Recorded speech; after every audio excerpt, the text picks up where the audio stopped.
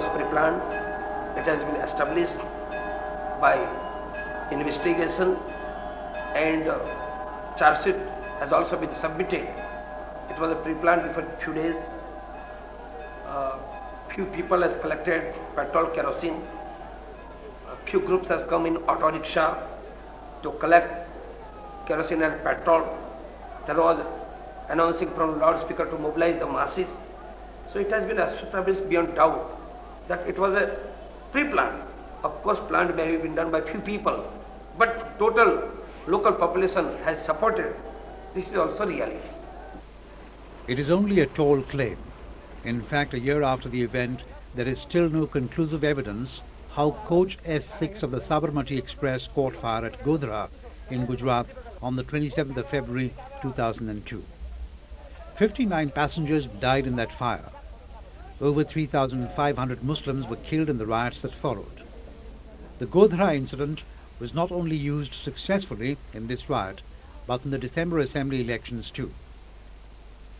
भगवान राम के जन्म स्थान के यज्ञ के कार्यक्रम में शांति से सम्मिलित होते हुए आते लोगों पर ऐसे हमला और जलाने का काम किया है। हजारों साल पहले जैसे हमारे ऊपर हमले होते थे, ऐसे ही हमले करके हमको ऐसे जो किया है, तो वो तो उसको तो हम भूल नहीं सकते हैं। हमने सबको समझाया कि इस गुजरात में हमें शांति से रहना है, हमारा गांव गोधरा नहीं बने ऐसा देखना है, तो हमें इस बार भारी मतदान करना चाहिए और हमारी संगठित ताकत का पर्चा सबको दिखाना चाहिए। और जो विश्व हमारे सामने आज है, और ऐसा कह रहे थे हिंदू समाज को दोषित कह रहा है, लेकिन हम दोषित नहीं है, जो है ऐसे इस्लामिक आतंकवादी लोग हैं दोषित। तो ऐसे लोगों को हम पूरी तरह से परास्त करने का काम करें, ऐसा हमें पूरा माहौल गुजरात में बनाया। उसकी असर बनी है। हमने कहा था गोधरा से गांधीनगर तक, हमने गांधीनगर सर कर लिया है। गांधीनगर से हम दिल्ली तक जाएंगे और फिर इस्लामाबाद तक जाएंगे।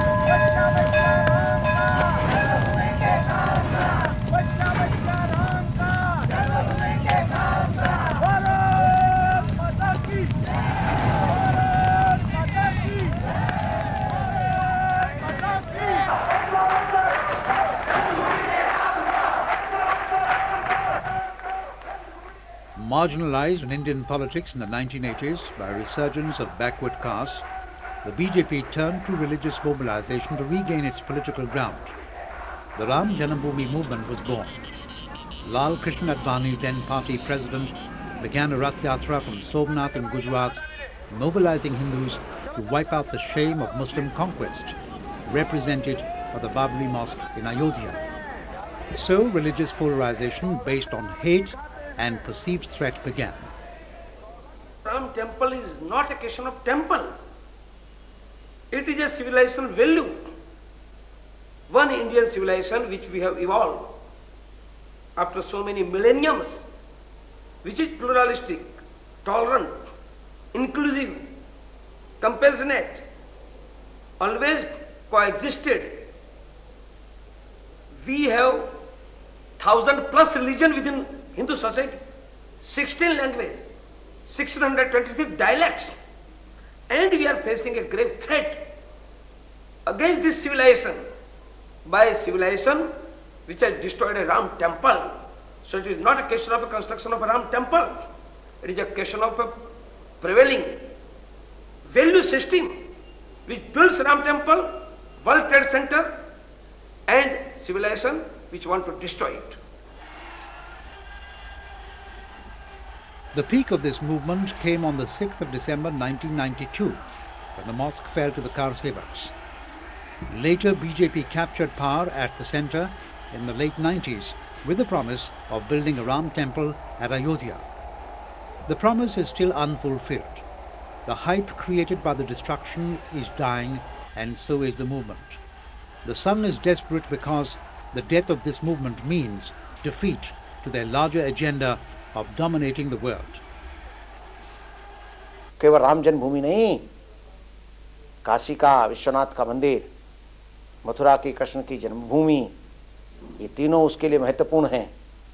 हालांकि अलग बात है कि मक्का जो है, मदीना, वो भी हमारा स्थान है। शंकल द्वीप, कुरान में भी इसका उल्लेख है, वो भी हमारा है। जंग जारी है, बहुत पुरानी जंग चल रही है। जंग का अंत एक ही होगा, न ईसा न मूसा। केवल हिंदुस्तान के अंदर नहीं, तो उसका जो वैदिक सनातन धर्म है वही इस देश के अंदर स्थापित होगा। देश के अंदर नहीं, विश्व के अंदर स्थापित होगा। लड़ाई तो वहां तक जाने वाली है। ये सब इसके पंथ हो जाएंगे हिंदू समाज के। समय की प्रतीक्षा करो। राम जी का मंदिर बनेगा धूमधाम से, राम जी का मंदिर बनेगा धूमधाम से, राम जी का मंदिर बनेगा धूमधाम से। Elections were expected in Gujarat in 2002. The need to raise the emotions was immediate. Sangh Parivar started reviving the Ram Temple movement. The Kar Sevaks were mobilized once again, now in the name of Purna Ahuti Yagna at Ayodhya. Batches of Kar Sevaks started moving to Ayodhya from different parts of the country. On the 22nd of February, the first batch of Kar Sevaks from Gujarat also started their journey. Ahmedabad से अयोध्या 22 तारीख को निकला था। यहाँ से 22 तारीख को Sabarmati train में निकला था और 24 तारीख सुबह अयोध्या पहुँचे हम लोग, और 25 तारीख शाम को वहाँ से निकले साबरमती ट्रेन में, और 27 तारीख को गोधरा पे आया। हम लोग यहाँ से अयोध्या जाने का महत्व वही था कि राम मंदिर का निर्माण के लिए जाने का था। उसके पहले यहाँ पे जो कार्यक्रम चल रहे थे, पहले तो यहाँ पे बजरंग दल की भर्ती किया गया, फिर बाद में राम नाम जप का कार्यक्रम किया गया, फिर शिव पूजा का कार्यक्रम किया। हर एक जिले में, हर एक प्रखंड में शिव पूजा का कार्यक्रम चल रहा था। शिव पूजा का कार्यक्रम होने के बाद राम नाम जप का 33 करोड़ मंत्र जप का, राम नाम जप का कार्यक्रम चालू हुआ। वो कार्यक्रम चालू करने के बाद जो मंत्रोच्चार पूरा होते हैं 33 करोड़, तो उसके बाद यज्ञ होता है। तो हर एक प्रखंड में यज्ञ किया गया, और वो यज्ञ के बाद अयोध्या में बड़ा यज्ञ रखा था। उसमें वो यज्ञों में हमको आहुति देने के लिए जाना पड़ा। तो हम लोग यहाँ से अहमदाबाद से, गुजरात में से सब कार्यकर्ता अयोध्या पहुँचे। Organization of the Purna Ahuti Yagya was basically in an effort to revive the Ayodhya temple movement. The speeches that were made there, the songs that were played on loudspeakers were things that have been heard for the last 11 years in Ayodhya. I mean, they exhort people to, build a temple at Ayodhya. They exhort people to throw Muslims out of India. And these are par for the course for anyone who's actually seen the VHP or the Bajrang Dal in action. A large number of the so-called Kar Sevaks were just tourists, people who got a free trip and were, in Ayodhya because someone else was paying for it. But this doesn't mean that the people who travelled to Ayodhya conducted themselves in a seemly fashion en route or on their way back, and I think that's where the problem began. A lot of these people are out of work young men who've been part of the Bajrang Dal set up for a very long time. In fact, the majority of young men over there with their saffron patkal are Bajrang Dal sort of street level activists. There's nothing else, you can say about them. They were probably unemployed. And the sort of people who play up before a camera and the sort of people who get into fights very easily. It is this characteristic of theirs that had always created problems in the past. This time also, when the first batch of Kar Sevaks from Gujarat reached Rudauli station, just short of Ayodhya, they were at their most violent. 24 तारीख को जब यहाँ counting हो रही थी वोटों की, तब वो एक कार सेवक आए दरियाबाद से लेकर के रुदौली गौरिया मऊ स्टेशन तक के लोगों, यात्रा करने वाले लोगों के साथ किस प्रकार का व्यवहार किया। उन्हें मारा, उन्हें त्रिशूल भोंके, औरतों को के साथ बेईमानी की। बिल्कुल गलत बात है, कुछ हुआ ही नहीं हुआ है। हम लोग अयोध्या पहुंचे और मतलब ये सब गलत बात है कि भाई मुस्लिम समाज की कोई छोकरी को ये सब छेड़ती किया था, ये सब पेपर में आ रहा है, ये सब राम नाम का नारा सब लगा रहे थे और रेलवे स्टेशन के अंदर भी कोई तकलीफ नहीं थी और ये सब गड़बड़ गलत बात है। दिल्ली में तो ऐसी कोई मतलब कोई हमारा ऐसा कोई पर्सनली कोई नहीं हुआ था, कहीं किसी का कोई पैसेंजर के साथ किसी का कोई झगड़ा हुआ हो तो हमें कोई ऐसा ही नहीं है ना। They denied it, of course, but the Muslim residents of Rudauli, a township having no communal past, had a different story to tell. Without any major provocation or big clash, the car sevak started violence at Rudauli station. Their main target was bearded Muslim men and burqa-clad women. Children were also not spared. जब हम station पहुंचे तो साबरमती और हम साथ में पहुंचे, तो साबरमती जब खड़ी हुई तो हम मतलब दौड़ के गए, टिकट लिया और आए जब चढ़ने के लिए तो लोगों ने वहां मारपीट शुरू कर दिया। उस दिन ऐसा था, हम सवारी आने गए थे कि सवारी लिया है, तो उसने जो है कार सेवक वालों ने पकड़ के कहते चलो मेरे साथ गाड़ी पे अयोध्या। हमने कहा भाई जी हम कहाँ जाएंगे, आप अपना रिक्शा चलाएंगे कि वहाँ जाएंगे अयोध्या। जबरदस्ती खींच के ले जाते, उतने में हमने यहाँ बड़े बाबू स्टेशन मास्टर इन्होंने हमको पकड़ के अंदर घसीट ले गया। तो जो टिकट उकट लिया, गाड़ी जब आई तो वो गाड़ी जो है मतलब हम एकदम निकल गए आगे उस तरफ पूरा एकदम। तो वहाँ देखते चले आए, कोई डिब्बा हमको खाली नज़र नहीं आया। पीछे एकदम बोगी खाली हुई, एकदम खाली थी, आम पब्लिक जिसे आम लोग बैठते हैं उसी में हम भी चढ़ गए। उसमें वो लोग नहीं थे कार सेवक वाले। फिर वहाँ गाड़ी क्रॉसिंग हो गई तो काफ़ी टाइम तक मतलब काफ़ी देर के बाद गाड़ी क्रॉसिंग थी। उसके बाद वो लोग सब उतरे हुए थे वहाँ पर स्टेशन पे और खूब नारे लगा रहे थे और माँ बजा रहे थे, गा रहे थे, नाच रहे थे। उसके बाद उनका नज़र उस डिब्बे पर पड़ा, पूरे डिब्बे के ऊपर। तो उसमें से दो आदमी चढ़ के गए इधर से और उस तरफ उतर गए। वो जाकर तमाम आदमी को बुला लाए उधर, बस डिब्बा घेर लिया चारों तरफ से। बस उसमें पहले तो औरतन के ऊपर हमला किया, यानी औरतें जो नकाब पहने हुई थी, बैठी हुई थी, उनका कपड़ा वपड़ा फाड़ डाला, सब मारने लगे और हम मतलब वही घेरे में आ गए। उसके बाद में फिर हम सोचा कि अब इसमें से भागो किसी तरफ। जैसे एक कदम बढ़ाया वो मारा फैड हमको, यही जगह पड़ा था। बस हम उसी में लड़खड़ा गए, वो उठा के फेंक दिया बाहर। जब बाहर फेंक दिया तो बहुत आदमी थे, तेल लात घूसा बहुत मारा। उठा के टांग पकड़े, उठा के इसे पटक दें। कहाँ बोलो, कहो जय श्री राम, और जय श्री राम कहते रहे बराबर, लेकिन छोड़ा नहीं, बहुत मारा। उसके बाद में फिर एक बार हम मतलब थोड़ा उठे, जैसे भागने की कोशिश किया, एक सामने से करौली मारा, लेकिन हमारे नहीं पड़ा, मतलब हमें भूसट के अंदर ऐसे घुस गया करौली, और भूसट में वो करौली फंस गई और मेरा भूसट एकदम निकल गया, हाँ जिस्म पर से भूसट निकल गया। फिर जो हम आगे बढ़े, वो एक सामने से फैड मार दिया, फिर हम गिर गए वही जगह बेहोश। फिर बहुत मारा, लात घूसा बहुत मारे, इसी तरह से मारते थे कि एकदम ऐसे कूद के इसी सीने के ऊपर बहुत बुरी तरह मारा, लात घूसा, जैसे पाए कोई उछल के कूदते थे हमारे ऊपर। ये सब झूठ है, कहीं नहीं मारा पीटा था, कहीं उस ट्रेन पर झंझट नहीं हुआ था। ये भी बकवास है हमारे कारसेवकों को बदनाम करने के लिए। ये जानबूझ करके इस प्रकार की चीजें दी जा रही और कुछ नहीं। हाँ, रुदौली कुछ माथाकूट हुई थी, लड़कों को बवाल हुई थी, तो वहाँ तो वो पुलिस वाले ने वो सब आ गए थे, तो रुदौली वाले को गांव में भेज दिया था, हमारे कार्यकर्ताओं को रेलवे में चढ़ा दिए थे।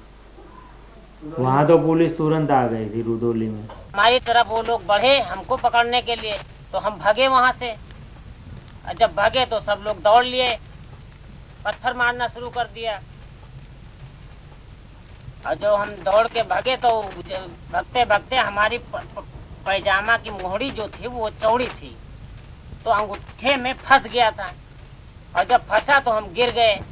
गिरने के बाद हमारा दम कुछ कम हो गया दौड़ने वाला, और उसके बाद जब उठ के फिर भागे तो जब तक ये लोग कार सेवक लोग जो थे वो हमको दौड़कर पकड़ लिया और पकड़ने के बाद हमको मारना शुरू कर दिया। और ना हमारी वहाँ कोई गलती थी, ना वो लोग हमसे कुछ पूछे।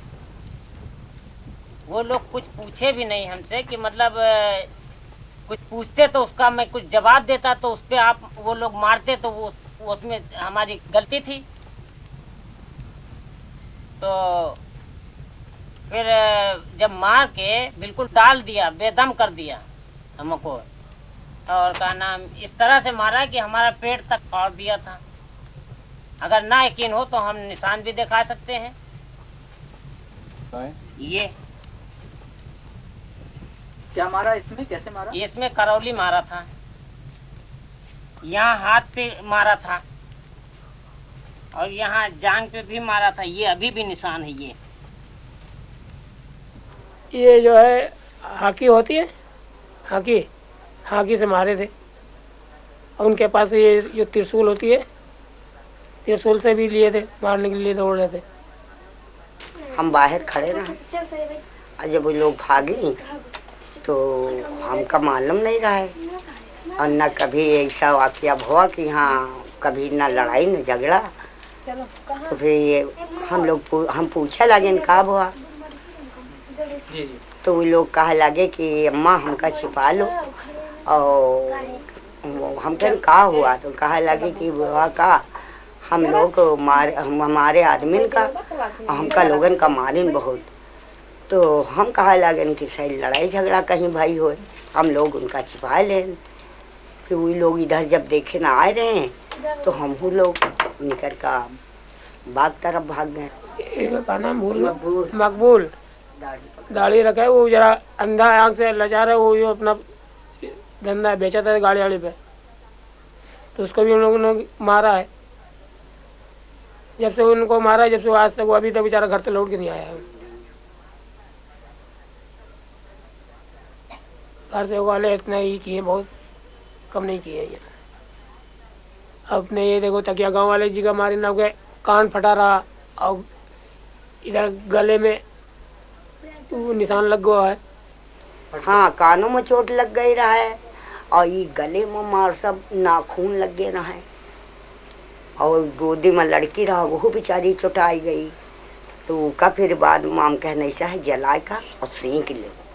ये सब क्या था? दिखाने के लिए ही तो था कि हम कुछ अलग हैं और हम ज्यादा बर्बर हैं और इस बर्बरता से ही तुमको सबक सिखा देंगे कि तुम जो है हमें मानो। After 2 days in Ayodhya, this first batch of car sevaks from Gujarat boarded the Sabarmati Express on the 25th of February for their journey home. The pilgrimage had not improved their behavior. Passengers boarding the train at Lucknow discovered. Lucknow में train आ गई, train के बाद हम लोग उसमें जाने लगे तो दरवाज़ा बंद था, तो लोग खोल नहीं रहे थे। तो किसी प्रकार से मेरे पापा ने उसका दरवाज़ा खोला, उसमें चढ़ने लगे। तो वो लोग इसमें भीड़ थे कि मतलब जगह नहीं थी चढ़ने की, किसी प्रकार से अंदर चढ़े। उसके बाद में जब अपना डिब्बा ढूंढा, डिब्बा मिल गया तो उसमें लेडीजें बैठी थी। तो मेरे पापा ने बोला कि मेरा मतलब रिजर्वेशन डिब्बा है, हमको दे दो। तो उन्होंने बोला कि मतलब बोल रहे थे कि तुम्हारा डिब्बा नहीं है, मेरा रिजर्वेशन है, पहले से हमने करवाया। तो पापा ने कुछ नहीं बोला, वहाँ रुक गए खड़े खड़े। तो थोड़ी देर के बाद ऐसे झगड़ा हो रहा था, आपस में बात कर रहे थे खाली कर दो, तो उन लोग ने खाली नहीं किया, सभी लोग बैठे थे। तो पापा ने फिर कुछ नहीं, शांति से वो बैठे रहे, कहीं ठीक है हम ऐसे चले जाएंगे। तो थोड़ी देर के बाद एक आदमी आया तो बोलने लगे ठीक है कोई बात नहीं, मगर लेडीज है, छोटा बच्चा है, तो एक सीट दे दो, ये लोग बैठ तो जाएं।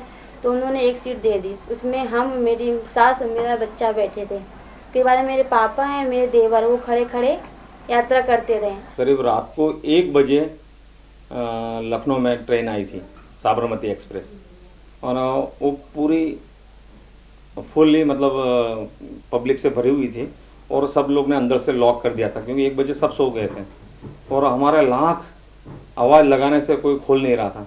और बाकी फिर ज़्यादा वो करने के बाद में वो लोग ने अंदर से किसी ने खोल दिया, तो हम लोग बड़ी मुश्किल से, और लगेज भी था हमारे पास साथ में, वो लगेज लेके हम बड़ी मुश्किल से अंदर चढ़ पाए थे। और जब अंदर जाके देखा तो हमारी सीट के अंदर तो 2-2 आदमी पहले से बाकायदा सो रहे थे उधर, जहाँ हमारी सीट नंबर था उधर। फिर क्या हुआ? हाँ, फिर उसके बाद में हम लोग ने बताया, हमें पता नहीं था कि ये लोग सब कार सेवक हैं, तो हमने भी उनसे थोड़ा गर्मी से बोले कि भाई हमारा सीट रिजर्व है, आप ये खाली कर दीजिए और हमें दे दीजिए। तो फिर उनके बाद उन लोग का प्रत्युत्तर भी हमारा जैसे थोड़ा कुछ गर्म था। तो फिर अब जब पता चला कि भाई कार सेवक लोग हैं, काफ़ी लोग हैं ये लोग, फिर हम लोग मतलब उनके सामने जो थोड़ा चुप रहे। फिर बाद में लेडीज़ थी मेरे साथ, मेरी वाइफ थी, इस वजह से वो लोग ने मेरे को फिर बाद में ऊपर की एक सीट हमको दे दी। इसका कारण है कि उनका स्वभाव और चरित्र किस तरीके का है। वो आते हैं तो क्या करते हैं, वो ये दिखाना चाहते हैं कि हम दूसरों से विशिष्ट हैं, अलग हैं। सबसे पहले तो एक गाड़ियों में जो वैध यात्री हैं उनको हटा करके उस पर कब्जा करते हैं। अपर श्रेणी के डिब्बों में भी वो घुस जाते हैं, टिकट नहीं लेते हैं, खाने पीने के लोगों के साथ जो बेचते हैं उनके साथ ठीक व्यवहार नहीं करते हैं, उनका पैसा नहीं देते हैं। इस तरीके की शिकायतें तो 87-88 से जब से ये आंदोलन शुरू हुआ तब से ये आ रही हैं।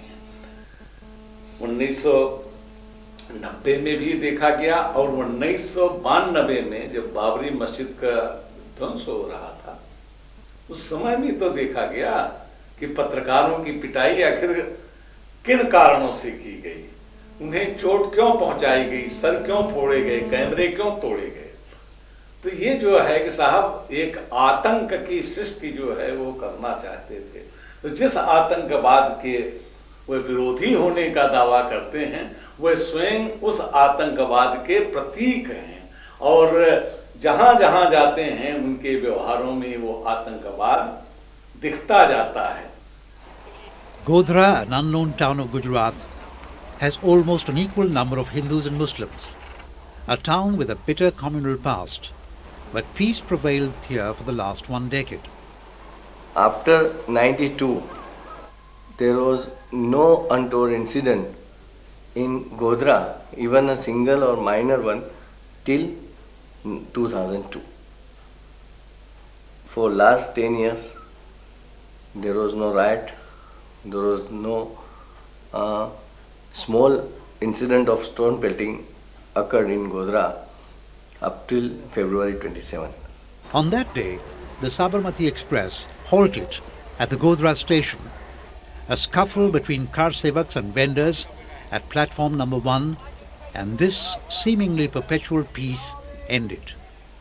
जैसा गोधरा आया तो मैं नीचे उतरा और मैंने कहा चलो 2 चाय ले लेते हैं। वैसे मैं रेलवे स्टेशन पे उतरा तो वहाँ पे हमने चाय खरीदी और एक चाय मिसिस के लिए लिया और उसको बोला भाई थोड़ा नाश्ता निकाल ले जो थोड़ा बहुत है, तो अपने मिल के नाश्ता करते हैं और इसके बाद तो 2-3 घंटे में अहमदाबाद आ जाएगा। मैं उतरा था 5-6 बोगी पीछे जो है लग रहा था जैसे आपस में झगड़ा हो रही, तो क्या पता 5-6 बोगी बहुत दूरी होती, भीड़ इतनी थी, एक तो ट्रेन की पब्लिक 2,500-3 हजार कार सेवक तो भरे तो थे ही पूरा प्लेटफार्म, क्योंकि गोधरा में पहली बार नाश्ता करने को मिला जितने लोग ट्रेन में थे, तो चाहे कार सेवक हो चाहे पब्लिक हो, तो भीड़ तो होनी ही थी। लगा ऐसा कि झगड़ा हुआ, अब हम सुने नहीं। जैसे 7:45 बजे साबरमती प्लेटफॉर्म पे हुई, अभी तो गाड़ी रुकी भी नहीं, उसके पहले हरी पट्टी बांधी होती है, आदमी खंजा था कार से होकर पूरे स्टैंड के अंदर जय राम सिया राम का नारा वो लोग लगा रहे थे। जैसे गाड़ी प्लेटफॉर्म पे रुकी, चाय की ट्रॉली पे देखा वो डहरी वाला, उसके वहाँ पे आए, चाय ली वहाँ से, चाय लेने के बाद बोले कि बोलो जय सिया राम, बोलो जय सिया राम, बोलो उसने बोला नहीं, उसको फिर चाटा मारा। उसको चाटा मारने के बाद बीड़ी सिगरेट वाले के पास गए, उनको भी बोला बोलो जय सिया राम, बोले नहीं, तो उसको भी बीड़ी सिगरेट सब फेंक दी। ऐसा करके वहाँ झगड़े का उन्होंने माहौल बनाया। वहाँ पे कुछ बनाव नहीं बनाया, वो जो बोलते हैं कि चाय वाले के किटली वाले के साथ बवाल हुआ और ऐसा जय श्री राम बोलो, जय श्री राम का तो नारा हम दरेक स्टेशन पे प्लेटफॉर्म पे उतरते थे, तो जय श्री राम तो हिंदुस्तान में नहीं बोलेंगे तो क्या पाकिस्तान में जाके बोलेंगे, अरबस्तान में जाके बोलेंगे। गाड़ी तो प्लेटफॉर्म पे खड़ी थी, उस टाइम पे सब कार सेवक वाले आते नीचे उतरे, प्लेटफॉर्म पे से नीचे से वो सब पत्थर मत लिए, वहाँ लेडीज़ भी बैठी, उनको भी छेड़छाड़ करने लगे, उनको भी उठाने की कोशिश करी, लेकिन सब इकट्ठे होने के बाद बोले कि नहीं हम तो अब गाड़ी में ले जाएंगे। इस तरह का उन्होंने माहौल बनाया। The crucial issue was of a young teenage girl, Sophia Sheikh, who was there on the platform with her mother and sister waiting for another train. A car saver grabbed her and tried to drag her into the train.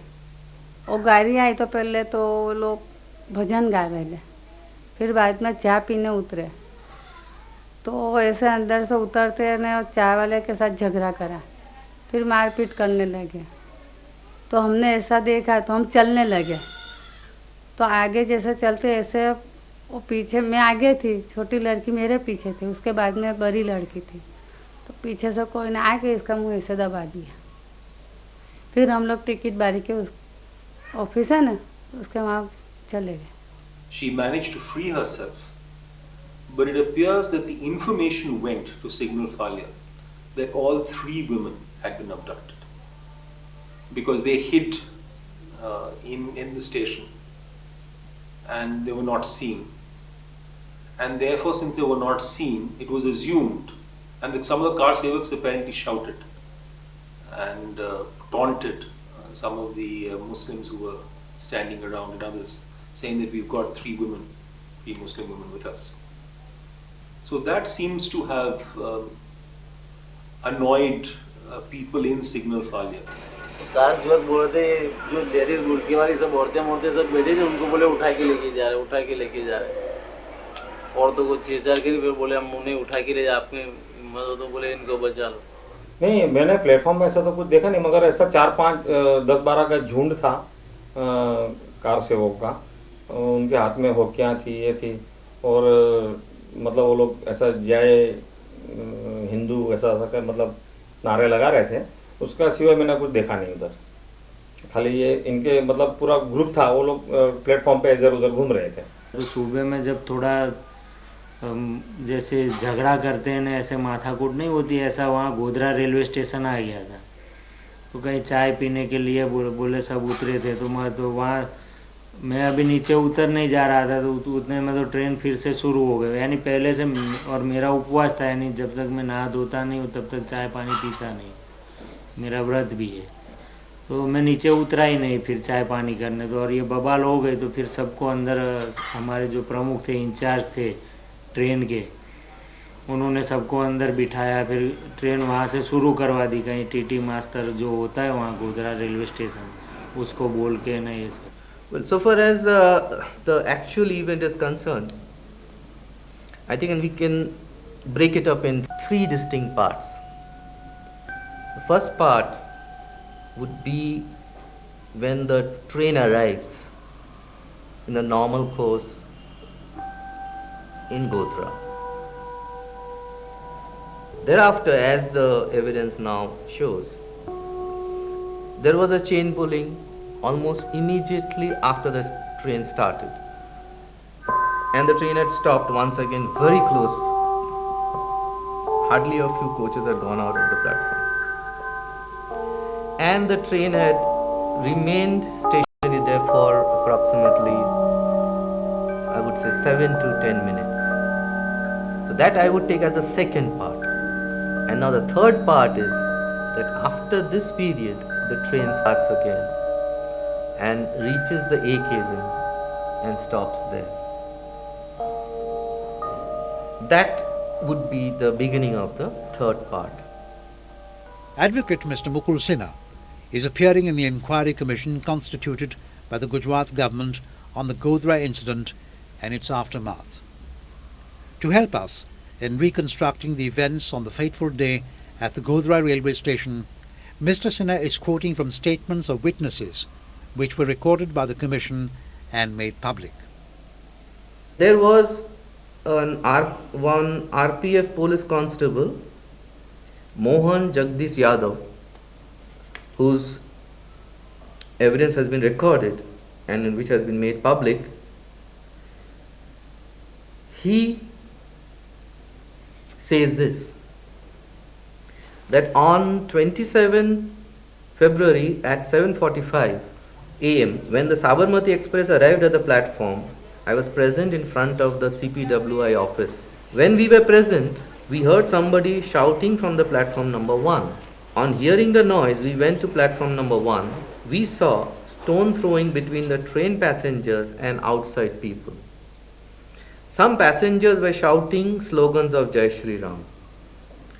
We told those passengers to go and sit in the train, and by raising our sticks, we told the outsiders to go away and chase them away.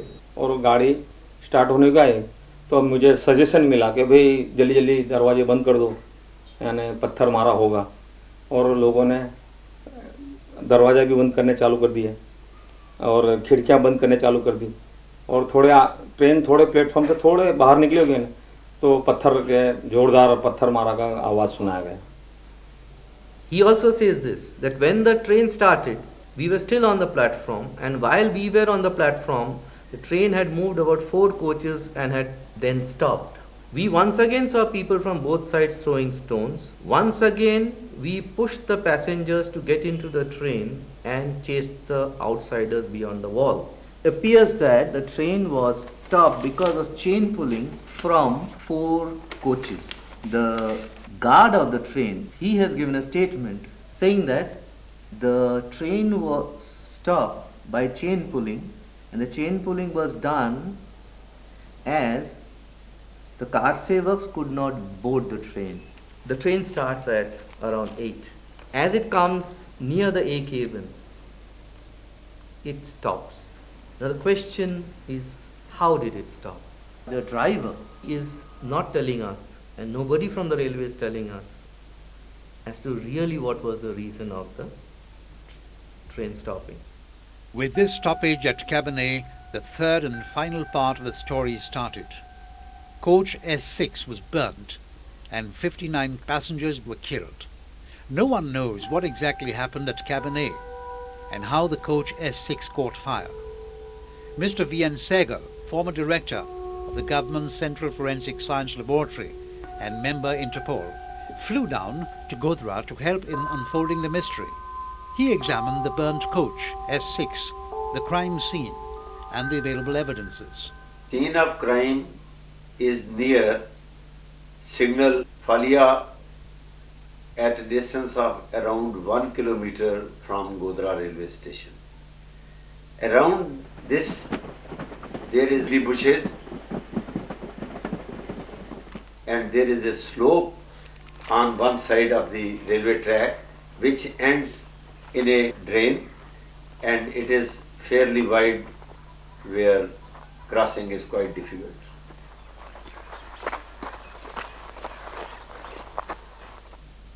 People can reach the scene of crime in a number of ways.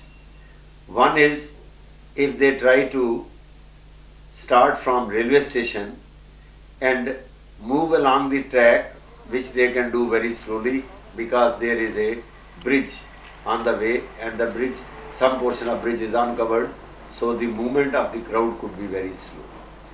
The other route which they can follow is that they may come up to the bridge through other route and climb the bridge which is in between the crime scene and the Godhra railway station and walk along the railway track. The third is behind the drain, which I said is along the slope. People can collect in a large number and stay behind the bushes and can watch or can do whatever they like. That's the third method of getting assembled. This was Mr. Mohan Jagdish Yadav, whose evidence part of the evidence I have read before. Now let us see what he says. That there is a culvert between A cabin and CPWI office.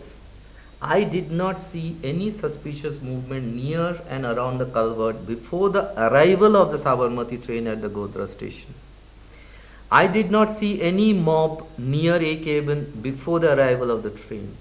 I did not see any suspicious movement throughout the route between A cabin and CPWI office before the arrival of the train.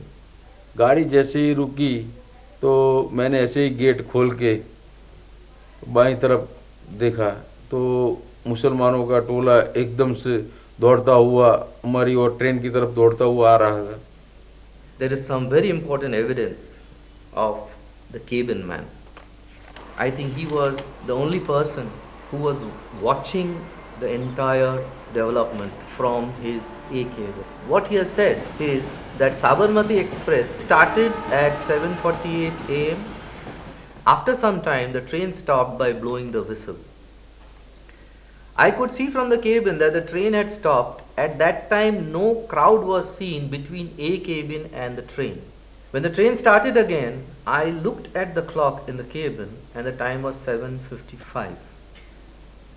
When the train was moving with slow speed, that means he was watching, the train was coming from the station towards the A cabin. That's when he says that when the train was moving with slow speed, I had seen a crowd running towards and along with the train. When I got down from the cabin, at that time, some people from the crowd had come near the cabin.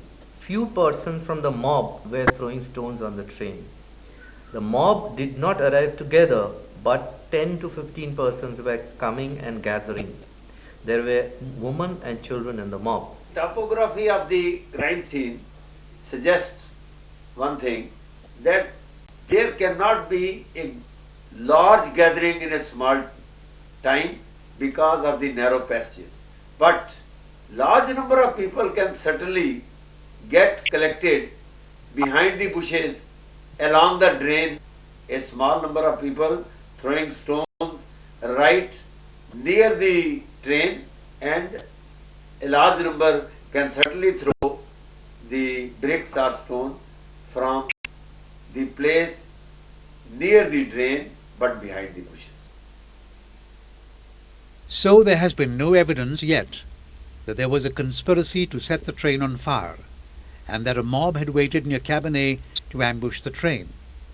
The railway man at Cabernet, who saw the events from his vantage point, also said the same. The crowd collected along the tracks near the cabin in small groups, gradually many of them running along with the train as it left the Godhra station at low speed. A car sevak has also seen this. In fact, the majority of people were standing behind the bushes, and due to the distance, were not in a position to do much except watching the event and occasionally throwing stones at the train. A small number of people were near the train. Even when the train stopped, the car sevaks too got down and threw stones at the local people.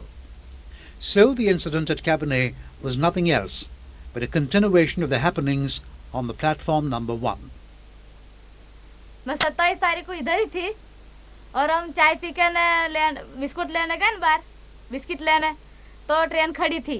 मैं train सब पत्थर मार रही थी सबको, तो फिर चाय पी के आके मैं बच्चे लेके भाग गई।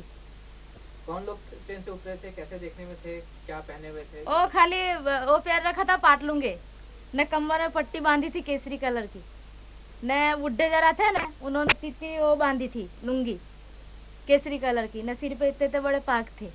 वहाँ सिंगल बड़े बिल्कुल प्लेटफॉर्म के आगे बिल्कुल मस्जिद है, वहाँ उन्होंने फिर देखा मस्जिद, वहाँ भी पत्थरबाजी चालू करी, दोनों तरफ से पत्थरमारी चालू हो गई। रेल से हमारा घर थोड़ी दूर था, तो गाड़ी ट्रेन खड़ी लगी, तो फिर वहाँ से सामने पत्थर आने लगे।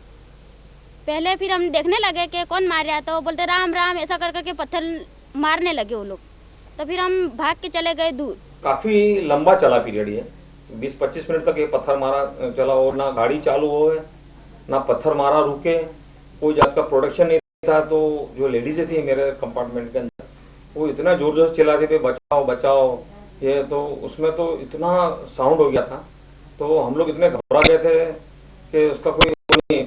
जैसे कि लंबी वाले सीट पर बैठे थे, तो धुआं जाली होती है ना, जाली से हमको उधर धुआं दिखाई पड़ा, तो हम इनसे बोले कि देखा धुआं माने धुआं निकल रहा है, तो इसका मतलब कि आग लग गया है। बाद में ना थोड़ा सा धुआं जैसा महसूस हुआ और एकदम सजेशन आया कि भागो, बोले ट्रेन में आग लगाई। इतना बोलते ही जो हम लोग ऊपर छुपे थे वो भागने के लिए सब धीरे धीरे नीचे उतरने लगे। जब तक हम लोग नीचे उतरते हैं वहां तक तो मोर देन डब्बे के अंदर टोटली मतलब ये धुआं का वो हो गया था, मतलब सोफोकेशन जैसा हो गया था। वो सोफोकेशन का इफेक्ट मेरे को भी हुआ। वो तो सब जलन धुआं था, आदमी बेभान हो जावे, गुंगड़ामड़ हो जावे, वो बेभान होके अंदर ही गिर जावे, इतना जल्द ही था। यानी मान लो कि कैरोसिन का और ऐसा हुआ तो धुआं इतना ज्यादा नहीं हो सकता है, लेकिन वो केमिकल वाला और वो सब होता है तो जल्द ही धुआं था, क्योंकि आदमी बेभान हो जावे, श्वासोश्वास में तकलीफ हो जाती थी, श्वास ले ही नहीं पा सके अपन। स्मेल तो इतनी मतलब गंदी आ रही थी उसकी कि मतलब सांस लेने में तकलीफ हो, जो केमिकल की जो बदबू आती है जैसे, तो आदमी सांस नहीं ले पाता है, ऐसी मतलब केमिकल की बदबू थी उसकी। दुर्गंध उसकी इतनी तीव्र थी, जैसे डनलॉप जलता है, अपने ऐसे फालतू भी धुआं नहीं ले सकते, नीम के पत्ते जलाते हैं तो वो तो जब डनलॉप सनमाइकान वो सब जलेगा, सोलवंट ना वो सब मिल के, तो फिर वो तो कितनी तीव्रता होगी वो दुर्गंध की। After examining the materials collected from the burnt S6 coach, forensic experts are now certain that the fire was caused by petrol. Survivors say they did not at first notice the fire. It was the acrid smoke that alerted them to the danger. Petrol is highly combustible, but could it generate the black smoke that the people in the compartment saw was the problem. Smoke will result in a greater quantity when the oxygen supply is limited, as was the case in this S6 bogie, whose windows were all closed and supply of oxygen was extremely limited. Burning of petrol result in black smoke, and it is quite bitter and pungent and is very unpleasant to the persons and can cause even death, which I think has been in this case in respect of a large number of people. सब अपनी अपनी safe side करेंगे, इनको कोई बोले अंदर चढ़ाए साधन सामान लेके ये वो सब तो सब बंद कर दिए थे। जो कंपार्ट, जैसे कि मैं ये कंपार्टमेंट में हूँ तो मैंने मेरे बाहरी दरवाजा बंद, ऐसे ही सब ने बंद कर दिए। दरवाजे तो हमने बंद कर रखे थे, क्योंकि हमको तो इतना ही था कि एक आध मिनट में ट्रेन चलने वाली है। रात को डिब्बे में सब परिवार वाले था, तो ये डिब्बे में 6 में से 7 में और 7 में से 6 में से 5 में जाए, तो बीच वाला जो दरवाज़ा था तो हम लोगों ने पहले से बंद कर रखा कि रात को कोई आवर जवर नहीं हम दो करें। तो उसकी वजह से वहाँ से 6 वाले जब आग लगाई थी तो वहाँ से खोलने की कोशिश कर रहा था, लेकिन हमको ऐसा था कि भाई ये कोई टोले में से कोई आदमी होगा, तो किसी ने खोला और वहाँ से भी धुआं भी आया, उसमें प्लास्टिक जलता हुए कोई केमिकल की दुर्गंध हो ऐसी बास भी आई। वो लोग वहाँ से एक दो कार्यकर्ता भी आ गए, जैसे काला काला एकदम हो गया था, कौन था ये भी मालूम नहीं थी, दुर्गंध भी आ रही थी। Under these circumstances, with the limited supply of oxygen, generation of smoke becomes more, and the moment oxygen supply came in larger quantities through the windows, either due to melting or breaking, the fire had resulted into huge flames. As per experiments performed by the experts of Forensic Science Laboratory, I agree with them that it is not possible to throw liquid from a distance as few feet, and that too when you are standing at a much lower platform, the window being 7 feet. Their experiments indicate that hardly 15 to 20% liquid will go inside. That's not possible. I agree with them that more than that liquid will not go inside. Similarly, even if they stand on the heaps of stones as they did, even then their attempt was a failure. मेरा अंदाजा है कि बाहर से तो नहीं, अंदर ही जलाया हुआ है, क्योंकि बाहर से इतना ऊंचा था कि जल्दी फेंकना मुश्किल हो जाएगा, क्योंकि आग अंदर से लपट निकल रही थी, तो बाहर भी डिब्बे में लपट हुए, कुछ सब अंदर ही से निकल रही थी। ऊंचाई इतनी थी, लगभग नीचे रेलवे लाइन से 7 फुट जैसी ऊंचाई थी, वो नीचे गिट्टी आ जाती है, इसके बाद वो खिड़की अब 6 से 7 फुट खिड़की पड़ती है लगभग ऊंचाई। If the inflammable liquid had been thrown or an attempt was made to throw it inside the bogie, the liquid would have fallen on the track, and that liquid would have shown its existence by affecting the lower portion of the S6 bogie, which did not take place. As such, it is clear that there was no liquid in huge quantities thrown inside. The government said first that the mob had thrown inflammable material on the coach from the outside. Mr. Sehgal found this just could not have been the case.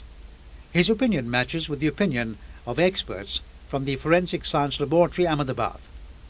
To locate the point from where the fire actually originated, Mr. Sehgal again examined the coach for evidence. And I found that the damage on this festival is of peculiar nature in the sense that the fire had burnt inner portion more of the vestibule than the outer portion, indicating that the fire had resulted from inside to outside and not vice versa.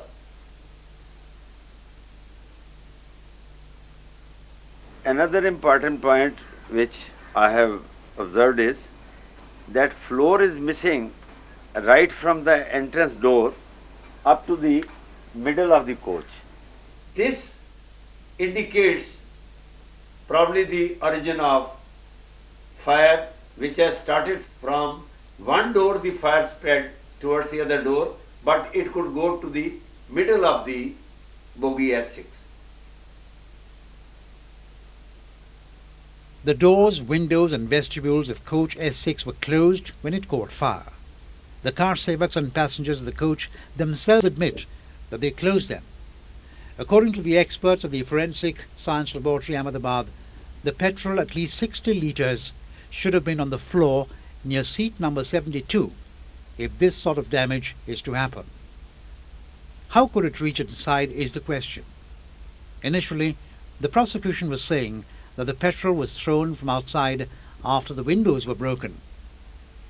When the FSL report came and it was proved that no window facing the crowd was broken open and petrol was not thrown from the outside, then the prosecution changed their version to hold on to their argument that there was a conspiracy. There was a furious crowd. Immediately they started pelting the stones and their aim was S6 coach. So the passengers who were traveling in the coach immediately closed the doors and windows, and immediately certain persons, they broke open the windows, and certain persons through the vestibule between S6 and S7, they made their entry good and they poured the inflammable article, and thereafter the S6 coach was set to fire. But this theory doesn't look like plausible for the simple reason that number of persons who are in the coach already present will certainly notice if somebody enters and tries to do some mischief. There is no evidence till so far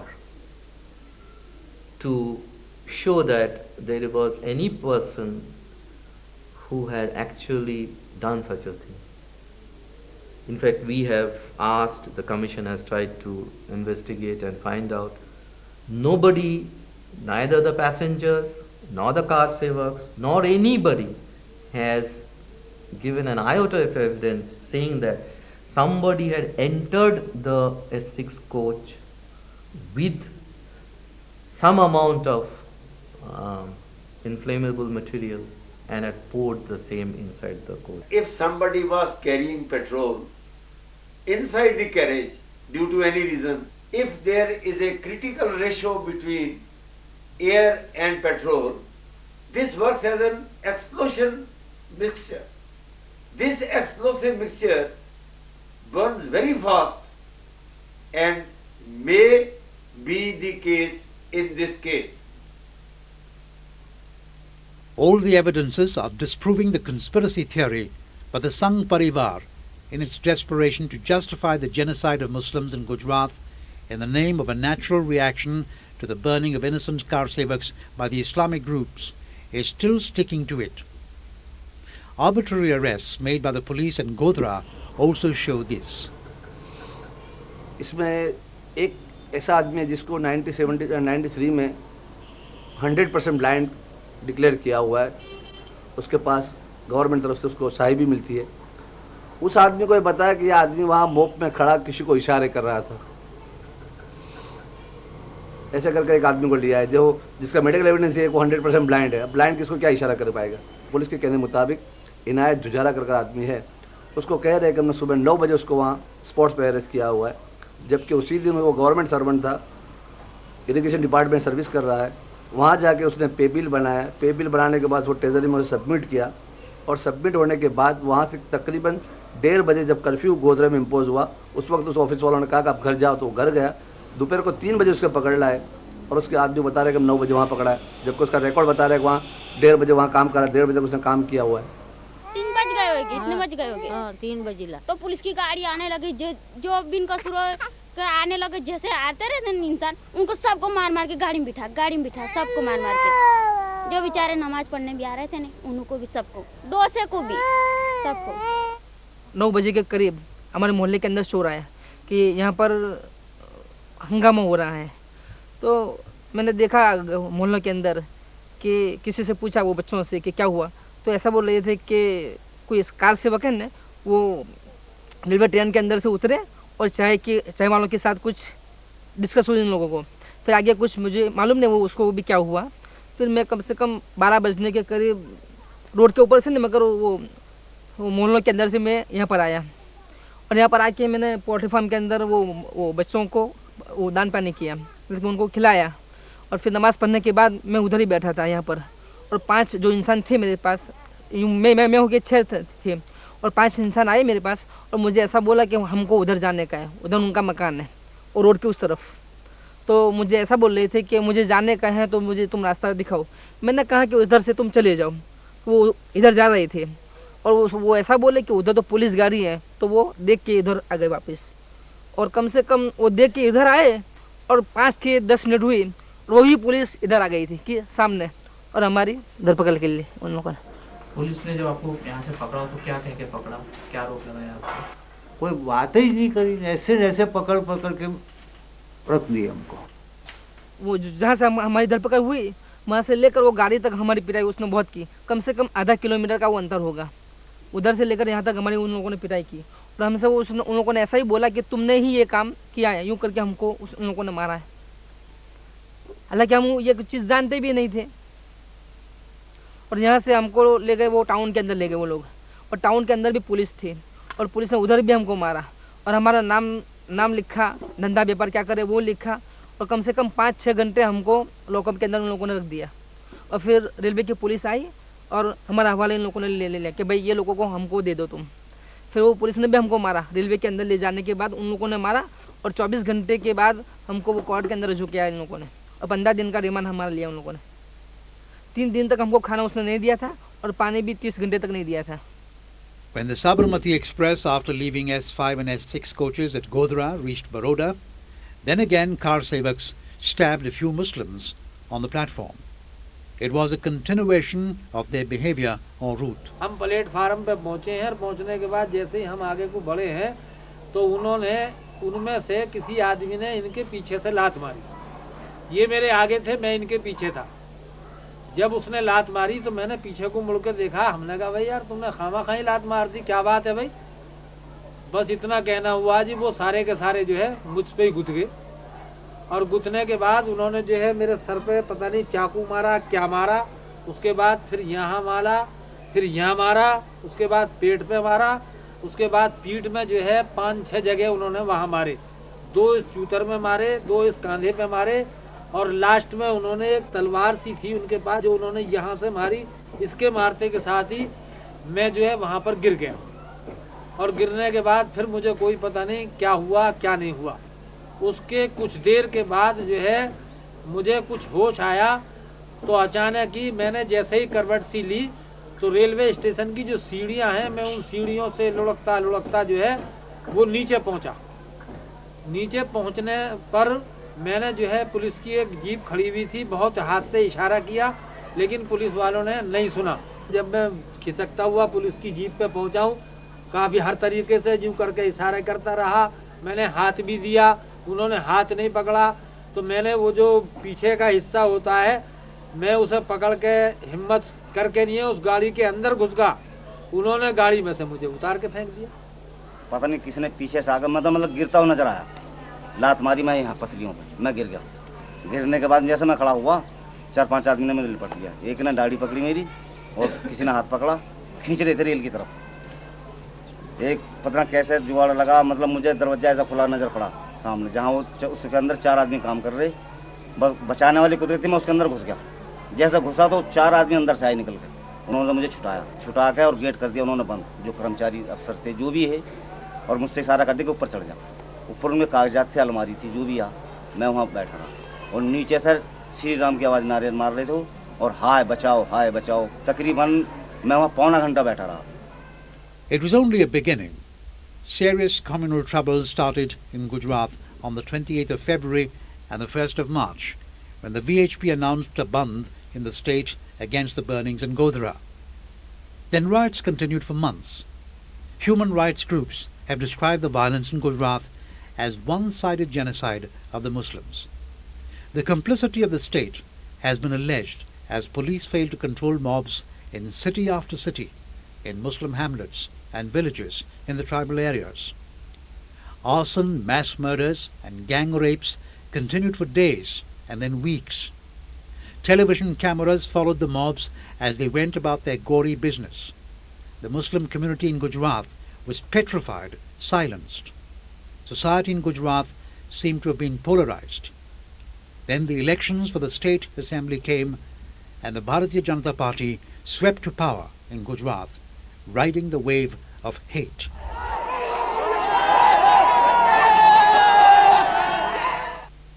Riots were concentrated in central Gujarat. Riots were concentrated in tribal areas, which was the area dominated by the Congress party.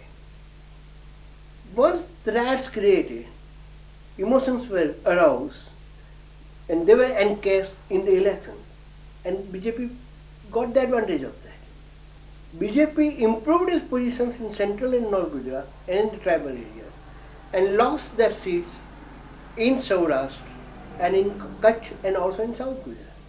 So riots is a mechanism, it's a strategy for arousing emotions and getting power. Mr. Tiwari and Mr. Narendra Modi are saying quite categorically, at the top BJP leadership is saying the same thing in a more sophisticated language, that they want to repeat the Gujarat experience elsewhere in the country. They're not saying which part of the Gujarat experience they would like to repeat in different parts of the country. Is it the creation of events like Godhra? Is it the use of violence to terrorize the minorities? Is the demonization of the minorities that they would like to use in other states, the polarization of society? The mobilization of car sevaks in the name of building a Ram temple at Ayodhya is going on. The VHP and Bajrang Dal are recruiting people and training and initiating them to street-level activism. They are creating an army of hooligans to use it as a political bully, to threaten the minorities and to pressurize the government of the day. They are fine-tuning this with the immediate aim of helping the BJP in the coming assembly and general elections, but they have larger designs also. The RSS, which since 1925 is approaching step by step with determination and motivation, is a real force behind them. Through its shakas, the RSS is recruiting, training and indoctrinating the cadre. It deputes them to its affiliated mass organizations to run them. The real aim behind this entire exercise is to establish Hindu Rashtra, that is, a political dispensation based on caste and superiority of Hindu religion, and the Ram Temple movement is only one step towards this direction. This movement has increased polarization in society. Minorities of every kind are facing a real threat. Democratic tradition of tolerance is ending. Mobs are calling the shots and fanatic forces are gaining ground. The Godhra incident was simply a fallout of all this. Because the movement is on, so is the danger of a repeat of a Godhra-like incident anywhere, anytime.